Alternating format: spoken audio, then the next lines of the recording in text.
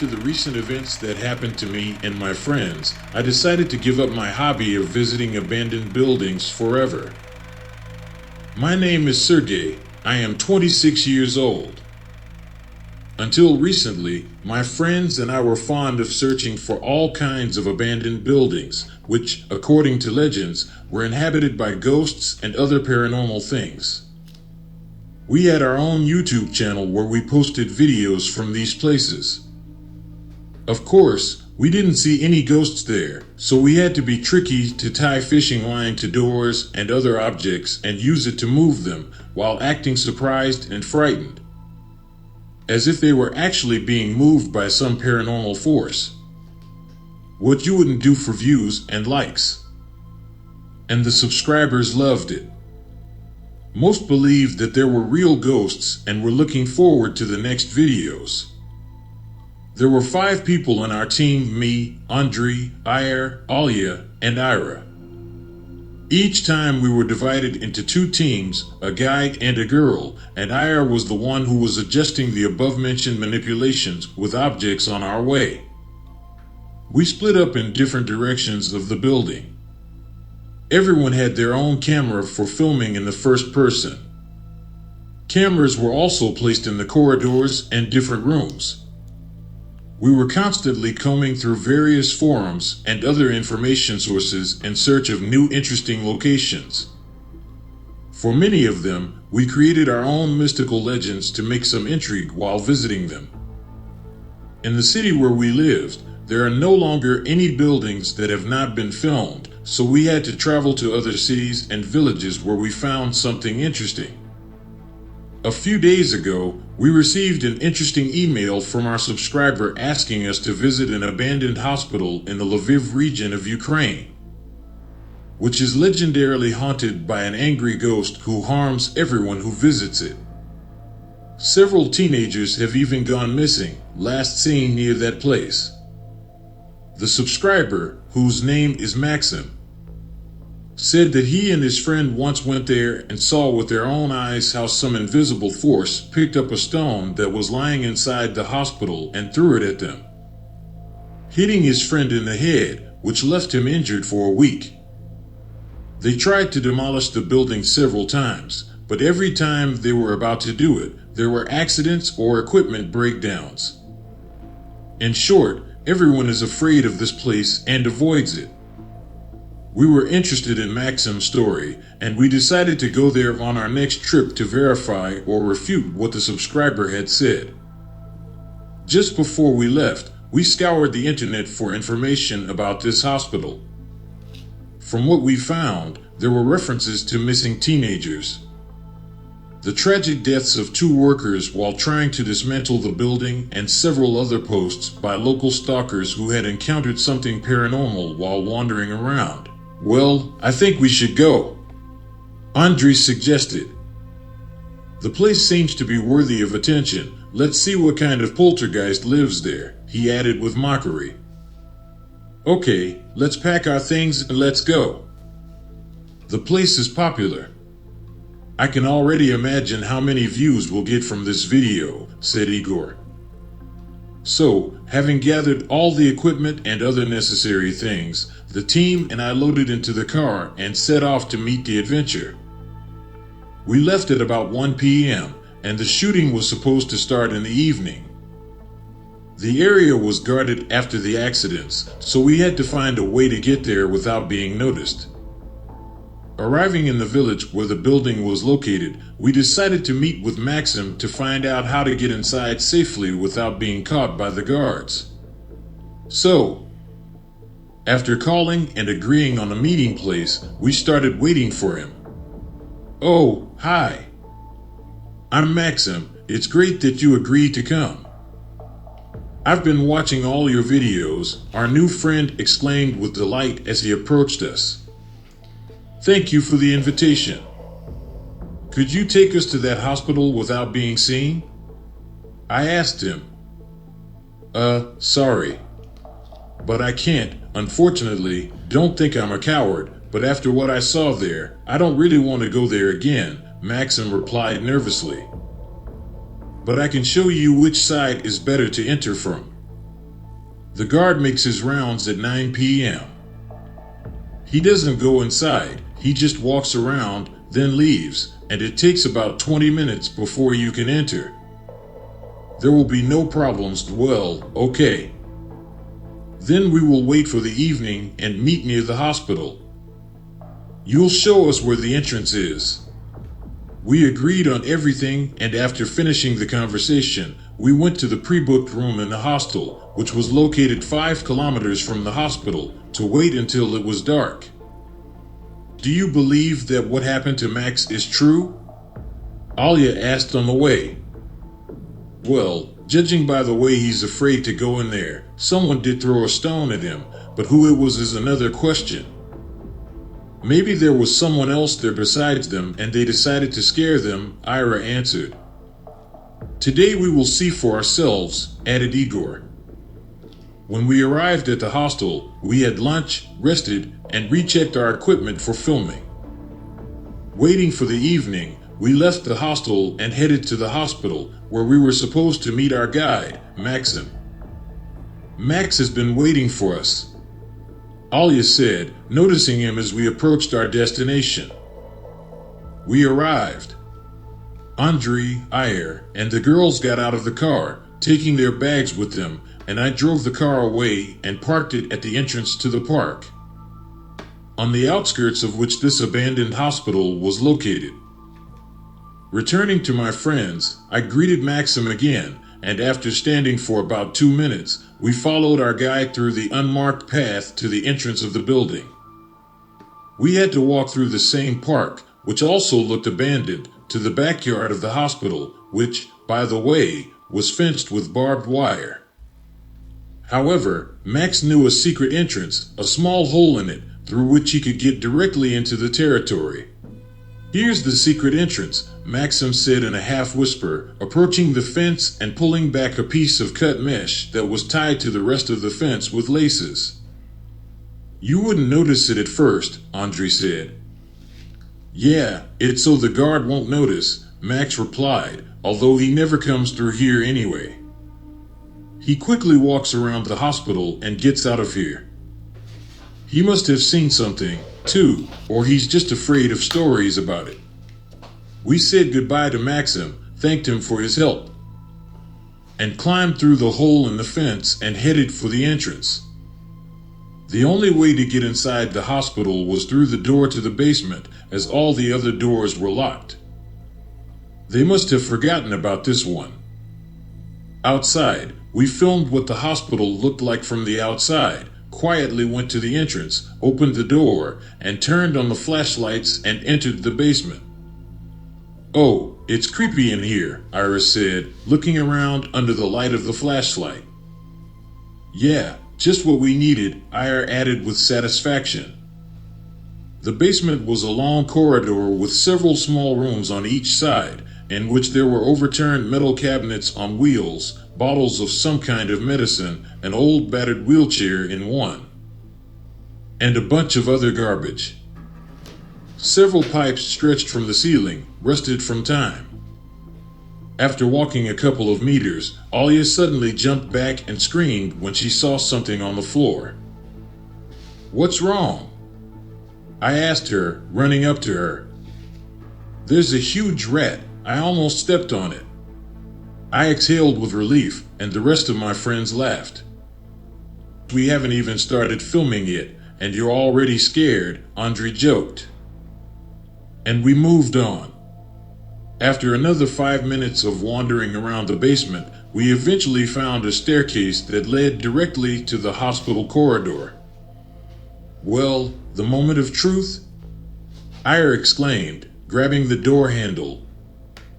Be careful, suddenly a poltergeist will attack from this door, Andrei added with a frightening tone in his voice. Stop with the jokes, Alia said. Ira opened the door, the creaking sound of which echoed down the corridor, and we cautiously went inside. It was a large, main hall of the building, which led to the staircase, which could be used to get to other floors. There were 5 floors in total, and in the other direction, 2 more long corridors with doors branched off, where there used to be wards or doctors' offices. In one of the corners of the hall, there was a dilapidated reception. So, let's divide the floors. Andre, Ira, take the first and second, and Alia and I will take floors from 3 to 5, I suggested to the team. Okay, let's go, the others agreed. Ira, go set up the cameras and prepare the traps while we get ready. I understand, Ira replied, and grabbing his bag with his equipment, he went to fulfill his task. Meanwhile, we were connecting our cameras, attaching them to our heads so that they could film everything we saw. Having completed the preparation stage, we were waiting for Igor's command so that we could start. We all had walkie-talkies, which we used to communicate during the filming. He's taking a long time to get ready, Ira said nervously. An hour had passed since he left. Yeah, Andre agreed. He usually does it in 30 or 40 minutes in such buildings. I tried to contact Ira on the radio, but he didn't answer. Igor, do you hear me? Over. Where are you? I wonder if the batteries in his radio are dead, I suggested. This has happened once before. I keep reminding him to check it before filming, Andre said. So why doesn't he come down to us? Alia asked. As soon as she said that, we heard something heavy fall somewhere on the upper floors. What is that? Ira said with fear in her voice. It must be our Igor. Okay, let's get started. He must have prepared everything, I suggested, and we divided into teams and checked our walkie-talkies and went in our respective directions. Me and Alia to the 3rd floor, while Andre and Ira stayed on the 1st floor. When we reached the desired floor, we turned on the cameras and started filming. In the process, we went into each of the offices and commented on everything we saw on camera. Judging by the furnishings and things, there used to be wards for patients here. In each of them, we found old beds, chairs, broken dishes and beakers, syringes, and other medical supplies. Some doors were locked, so we just walked around them. As we approached one of the wards, we heard something glass fall and break behind the door. Friends, did you hear that? I said, pretending to be a little scared. I slowed down and tried to open the door, but it was locked. It's strange, I said to my partner, turning off the camera. How did Igor get in there to pull this stunt? I added. Maybe he locked it from the inside? Alia suggested. Igor, are you here? I shouted, leaning against the door, but no one answered. I tried again to contact him on the radio, but it was unsuccessful. Then I called our friends on the 1st floor. Hello, Andre, Alia, are you okay? Ira is already doing his special effects here. He creaks the door, and once he almost hit me with a piece of a board when he threw it from one of the offices. Over, Andre answered me.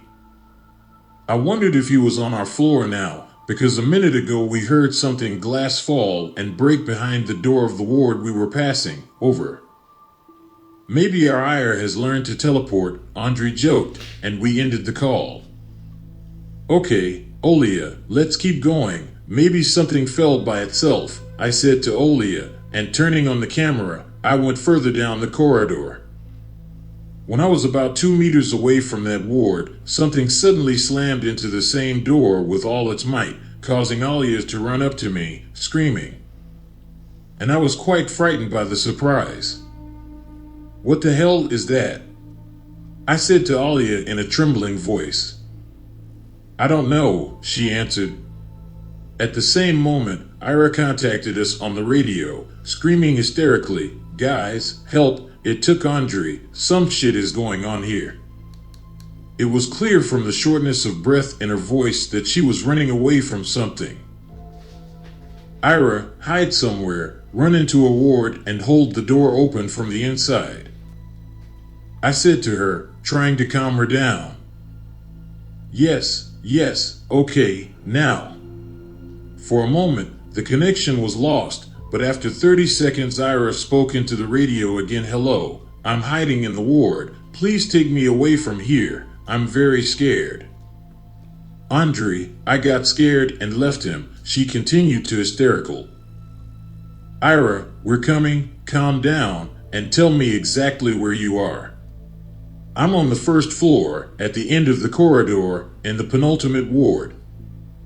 What exactly happened to Andre? What did you see? I don't know what it was. We were walking along the corridor, filming. Igor was adjusting his tricks, opening doors from time to time and throwing a board at Andre. And suddenly the door to one of the rooms opened sharply, and something invisible pulled him inside, after which the door closed and I heard Andre screaming. I was very scared and ran away. Okay, Ira, sit there quietly and barricade the door. We're coming. Do you hear me? Yes, okay, but please hurry. I'm very scared, Ira said, crying, almost whispering. We broke the connection and ran to the stairwell. What is going on here? Maybe they decided to prank us? Alia asked. It's unlikely. Ira has gotten into the role too well, I answered. Let's run and find them.